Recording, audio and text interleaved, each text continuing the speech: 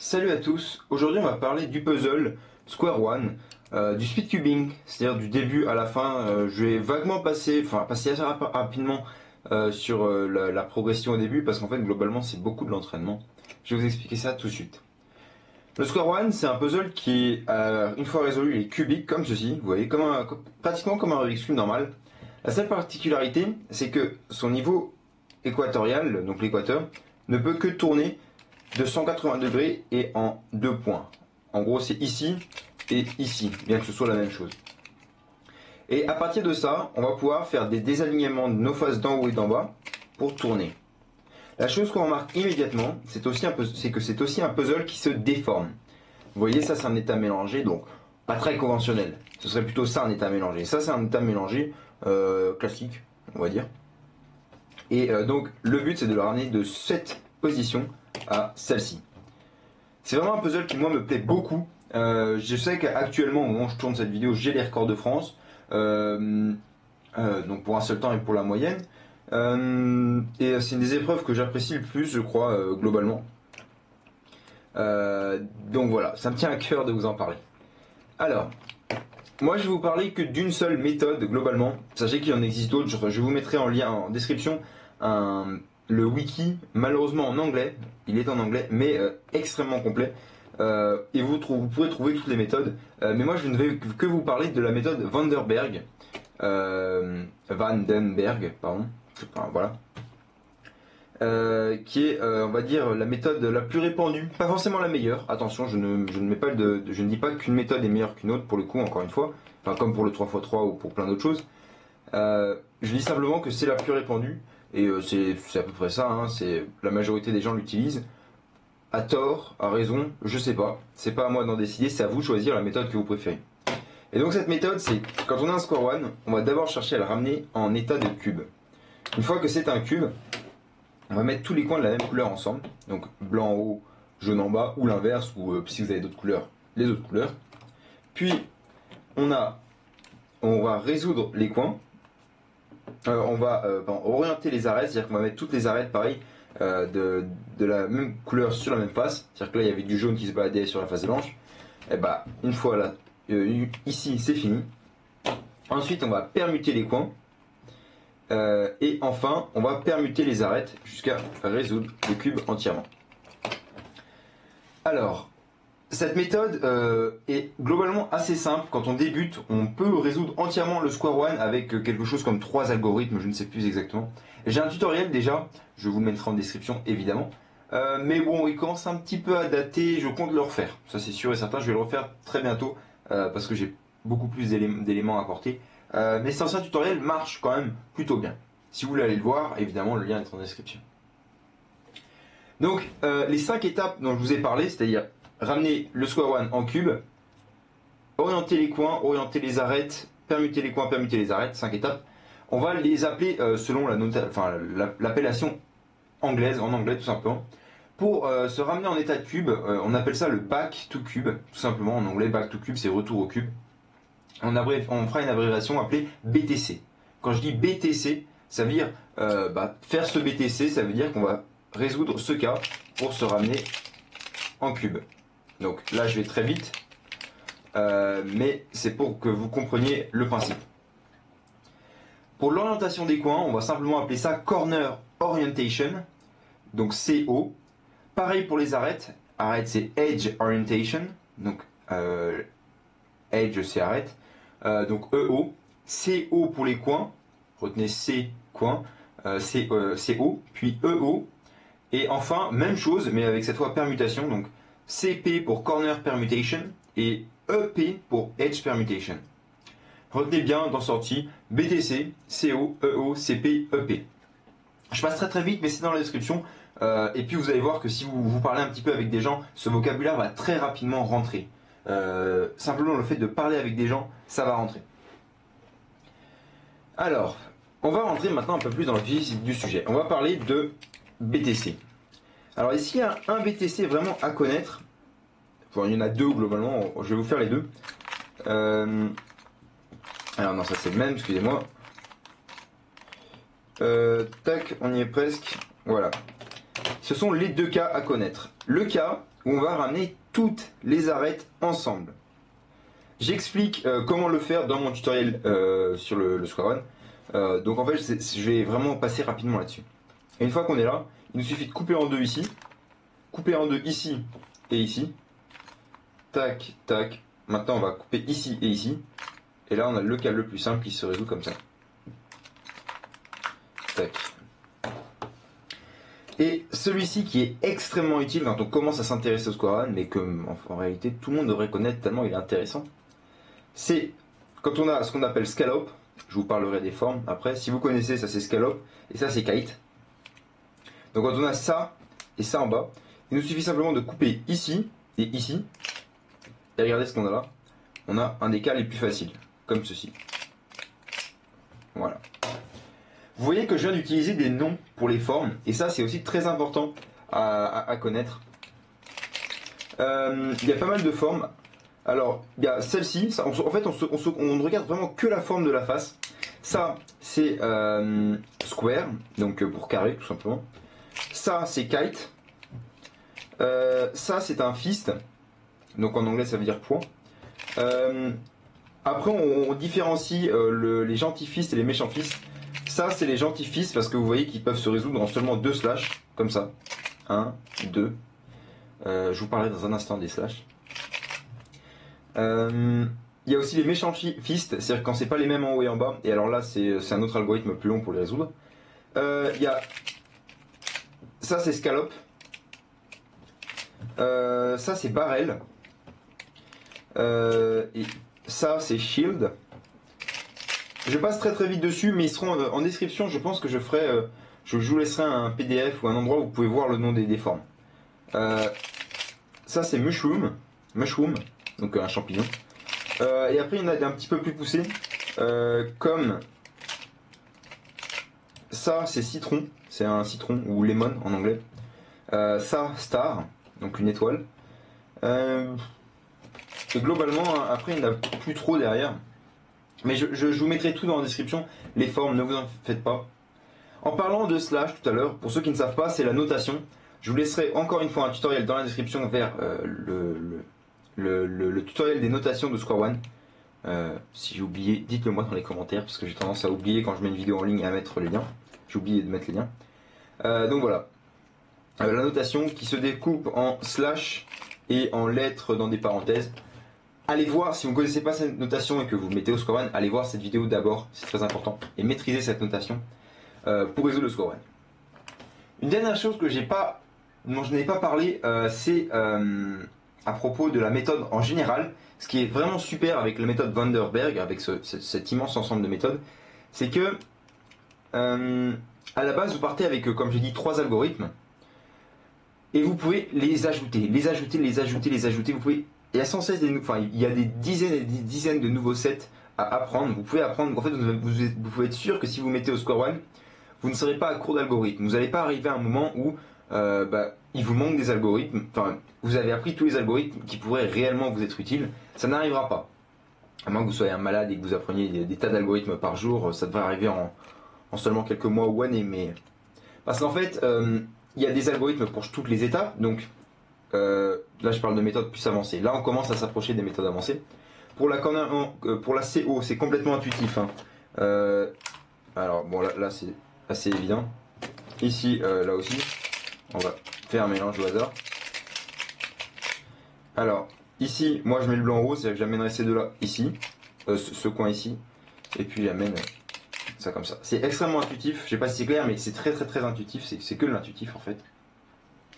En revanche, IO, il y a des algorithmes pour orienter les arêtes. Il n'y en a pas énormément, donc ils s'apprennent assez vite.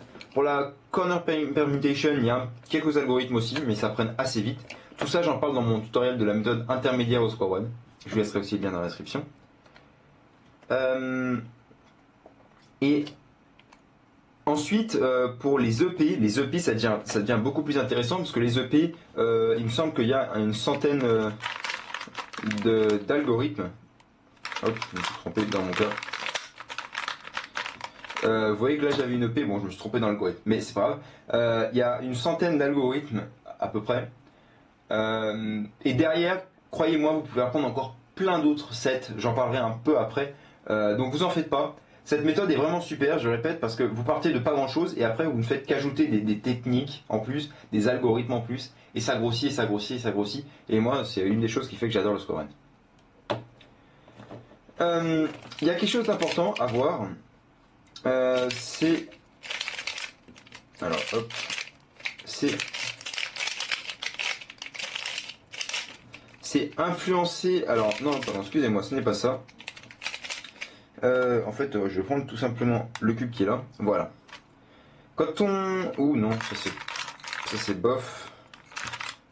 Parce qu'en fait, ce qui va être intéressant, quelque chose d'important quand on commence à devenir correct en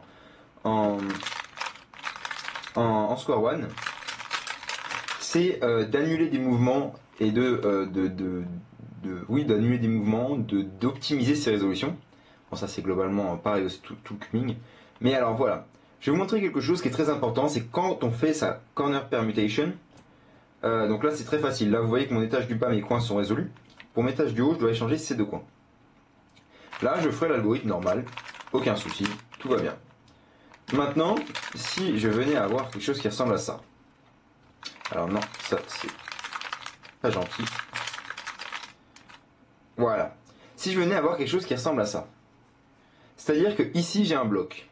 Je sais que ma permutation J, c'est-à-dire que l'algorithme que j'utilise pour échanger deux points de la face du haut, celui-ci, je sais qu'il échange ces deux pièces et ces deux pièces. Le truc c'est que si je fais ça ici, je vais échanger ces deux-là et ces deux-là. Ça va rien faire ici, parce que là, vous voyez que là il y a des couleurs vraiment qui n'ont rien à voir, c'est du hasard. En revanche, ça va me casser ce bloc. Et ça, ce n'est pas intéressant.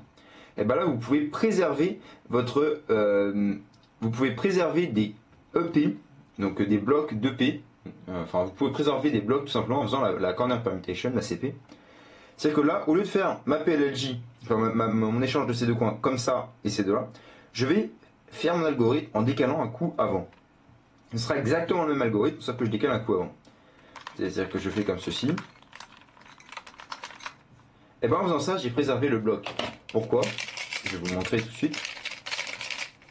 C'est-à-dire que je vais faire, sur un cube résolu, je vais faire l'algorithme que je viens de faire. Et regardez ce que ça m'a donné. En fait, ça me fait une J par l'arrière. Ça a échangé ces deux coins et ces deux arêtes au lieu de ces deux-là. Donc ça ne change rien au niveau des coins, mais ça fait quelque chose de différent au niveau des arêtes. Et bien ça, c'est extrêmement utile. Admettons qu'on ait quelque chose du genre. Vous voyez, là, ça va ressembler... Alors, là, on va voir. Ici, j'ai un bloc. Donc, il faudra que je fasse des mouvements comme ça. Pas comme ça, parce que comme ça, je sais que ça va le casser. Il faut que je fasse comme ça. En bas, je regarde. Bon, bah, j'ai un bloc ici, un bloc ici. En fait, ce qui fait que, dans tous les cas, je vais soit devoir casser celui-ci comme ça, soit devoir casser celui-ci comme ça. Donc là, il n'y a rien de meilleur pour l'étage du bas. Est-ce que j'arrive à provoquer un meilleur truc? Bah, on va faire tout simplement ça. Voilà. Si vous tombez là-dessus, au lieu de faire l'algorithme classique, c'est-à-dire qu'il va casser ça, etc., qui va vous donner une PLLH en bas, ce qui n'est pas top, qu'on le dise, et ben en fait, vous allez désaligner le bas et faire votre technique habituelle. Et vous voyez, ça vous a fait déjà quelque chose de beaucoup plus intéressant parce que ça vous a skippé en plus sur l'étage du bas. Et vous pouvez même élargir le truc. Si vous tombez là-dessus, bah vous avez l'étage du haut à désaligner et l'étage du bas. Je ne sais pas si c'est clair cette notion, mais elle est assez importante à vous de comprendre et de faire des résolutions lentement, tranquillement, histoire de bien comprendre cette notion et d'être capable de l'appliquer dans vos résolutions.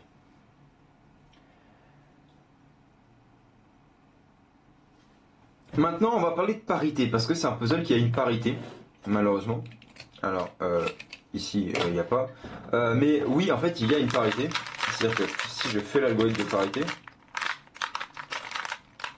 voici, le cube est entièrement résolu, excepté deux arêtes à échanger, ce qui, sur un Rubik's Cube, en temps normal, est impossible. Bon, c'est pas un Rubik's Cube, mais ça y ressemble quand même un petit peu. Et cette parité, c'est très très embêtant.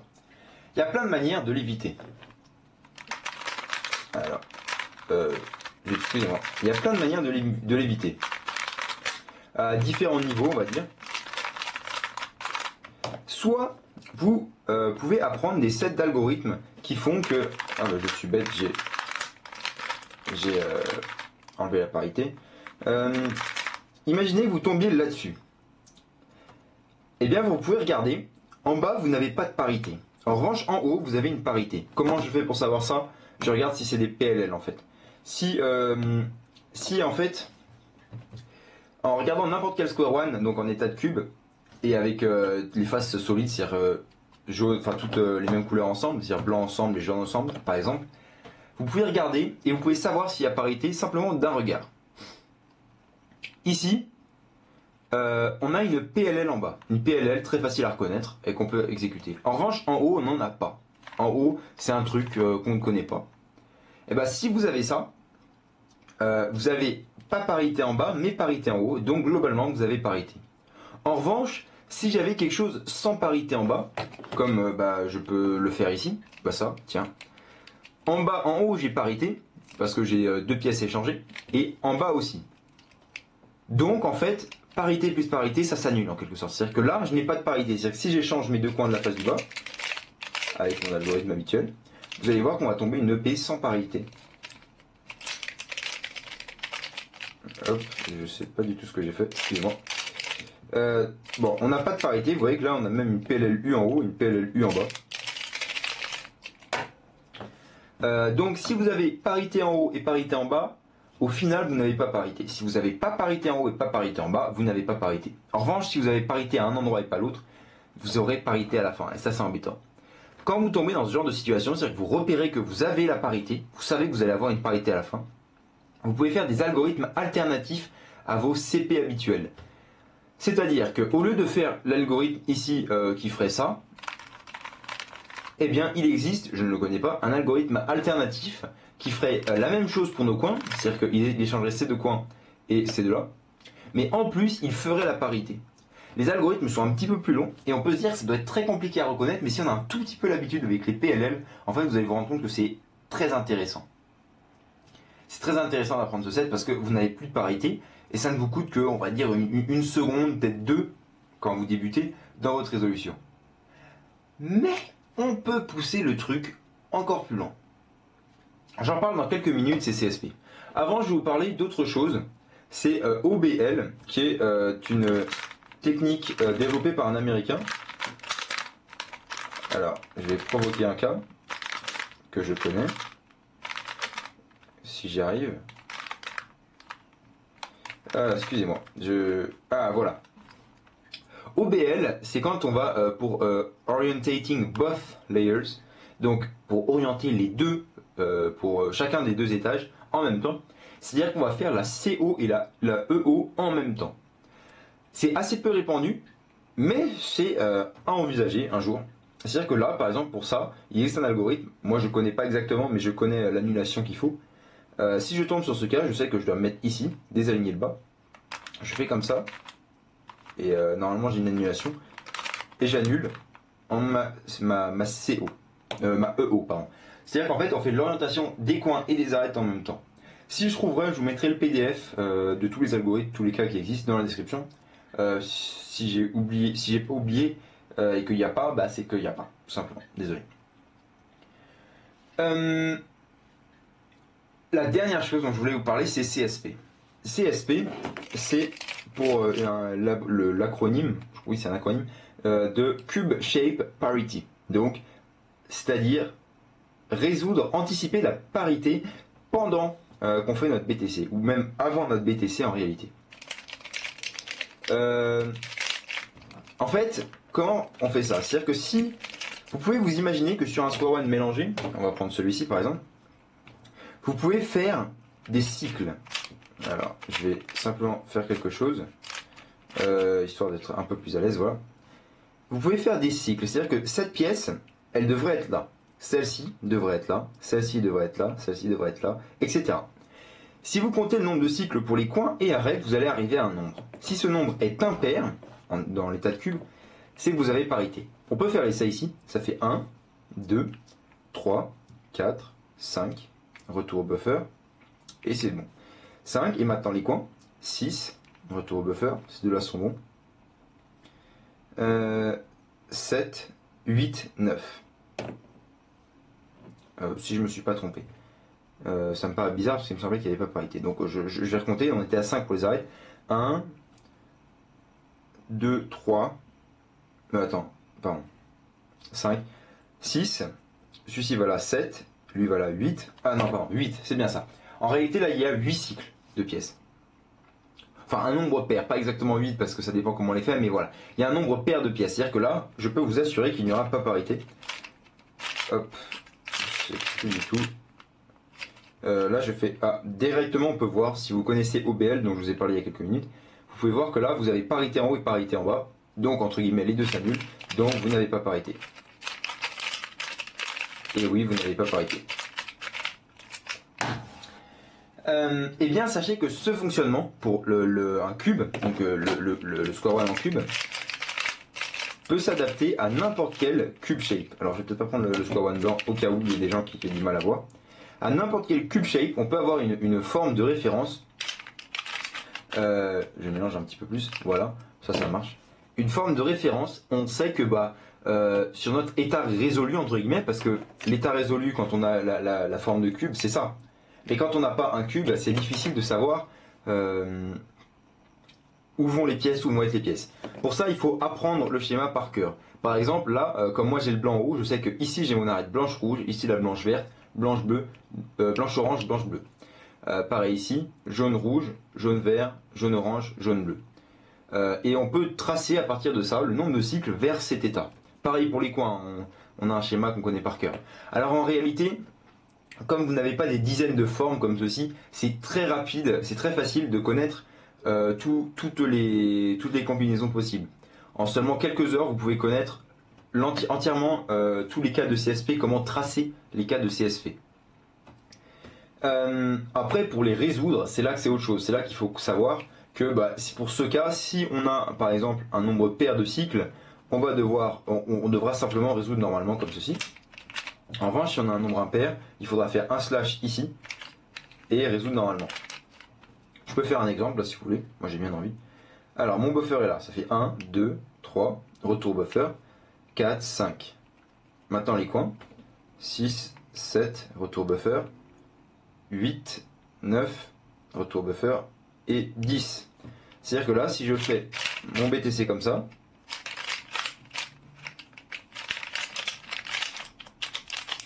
hop, ce square one n'est pas un square one que j'utilise d'habitude.